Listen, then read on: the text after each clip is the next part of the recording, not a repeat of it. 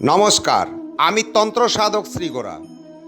2026-এ যাদের জন্ম সংখ্যার মূলাঙ্ক সংখ্যা 2, সেই সমস্ত জাতক জাতিকারা এই 2026-এ তাদের বহুদিনের আশা পূর্ণ করতে পারবেন এবং দৈব কৃপা তারা লাভ করবেন। মান, যশ, প্রতিষ্ঠা তাদের সর্ব ইচ্ছা পূরণ করবেন দেবগুরু বৃহস্পতি। 2 সংখ্যা চন্দ্রকে আধিপত্য দেন।